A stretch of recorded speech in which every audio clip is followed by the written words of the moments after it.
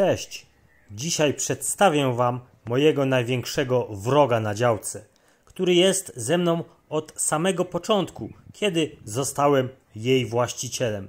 Znajduje się tam przy szybach od szklarni, a jest to powój.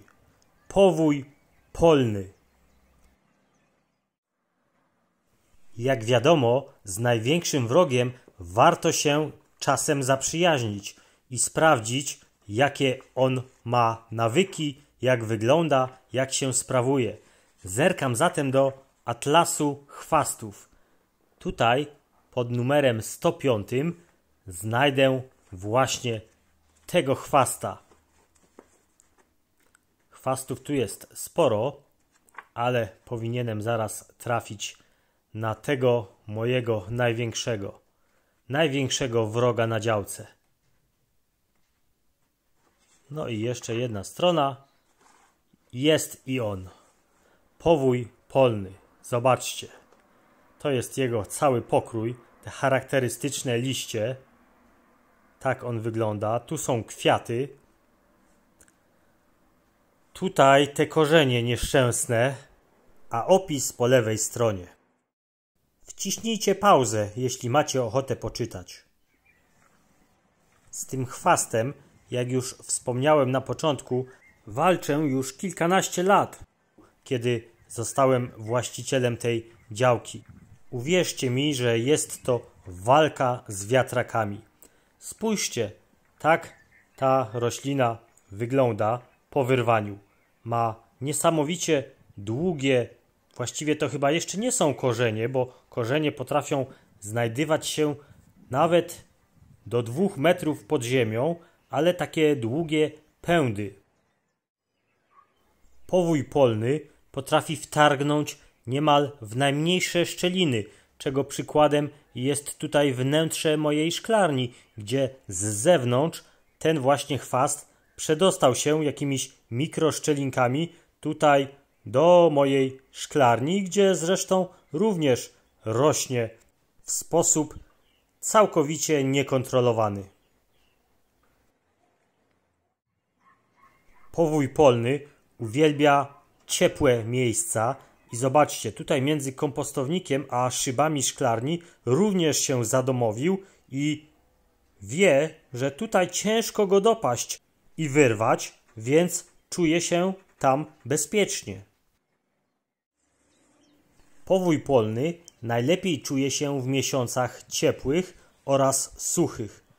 Wtedy rośnie najbardziej intensywnie i wtedy również najlepiej go wyrywać.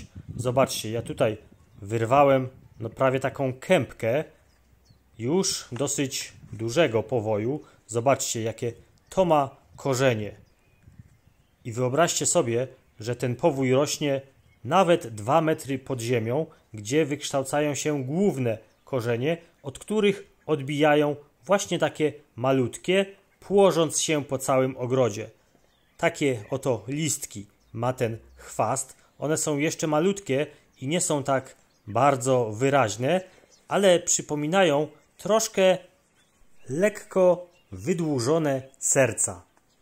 Muszę Wam wspomnieć, że ten właśnie chwast kiedyś dosyć mocno rozrósł się w mojej szklarni.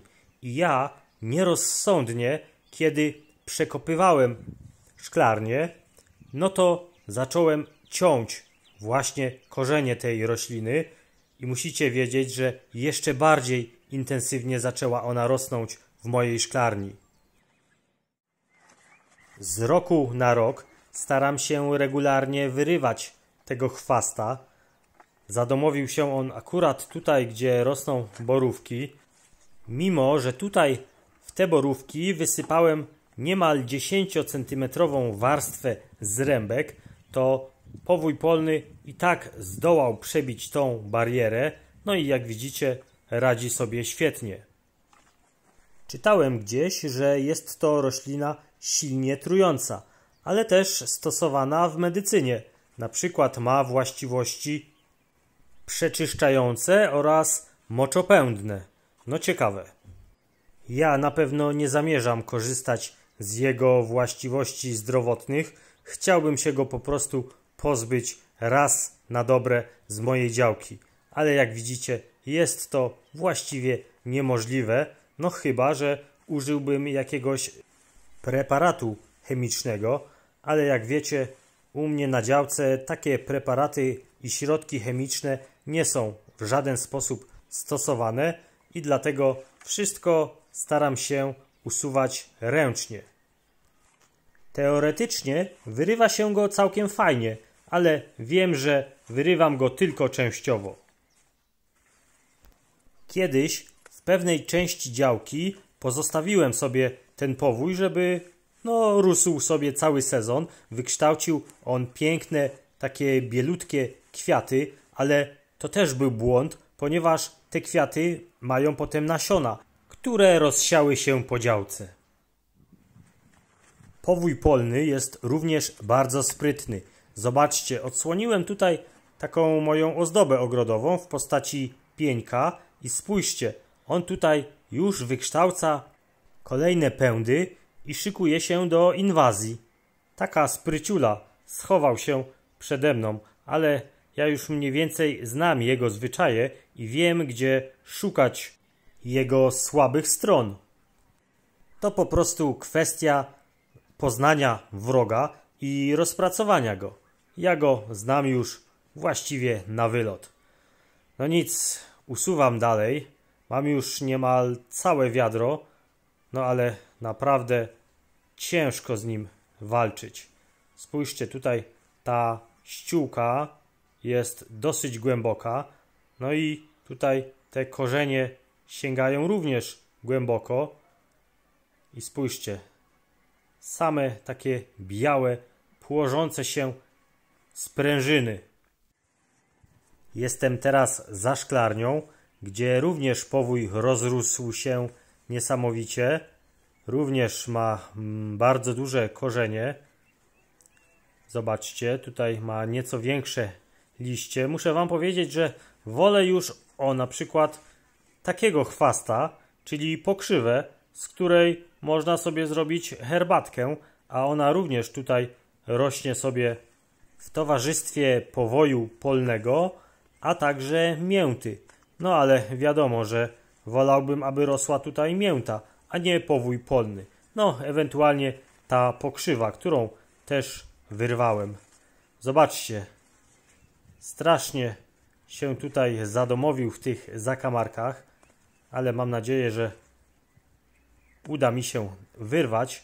No i będzie spokój przez, myślę, że miesiąc, a potem znowu będę musiał z nim walczyć, ponieważ gdzieś tam znowu zacznie wychodzić i stwarzać problemy. Może podzielcie się ze mną w komentarzach, jak wy radzicie sobie z tym właśnie chwastem, jeśli oczywiście występuje u was na działkach czy na ogródkach. No i jeszcze tutaj takie oto miejsce, gdzie powój polny schował się jakby w okopie. Ciężko go tutaj wyrwać. To jest takie miejsce bardzo wąskie między szybą szklarni a kompostownikiem. No i w tym właśnie miejscu sprytny powój polny zaszalał sobie. Z tego co pamiętam, w zeszłym sezonie chyba go tutaj nawet nie ruszałem. No i on sobie znalazł tutaj idealne miejsce do wzrostu. W tym sezonie postanowiłem, że będę jeszcze bardziej uważał, aby się nie rozrastał. No i zobaczcie, kilka minut wyrywania i mam całe wiaderko. No i teraz na pewno nie na kompost. Wyrzućcie to gdziekolwiek, byle jak najdalej od własnej działki. To dla waszego dobra. Dziękuję ślicznie za uwagę. Trzymajcie się. Cześć!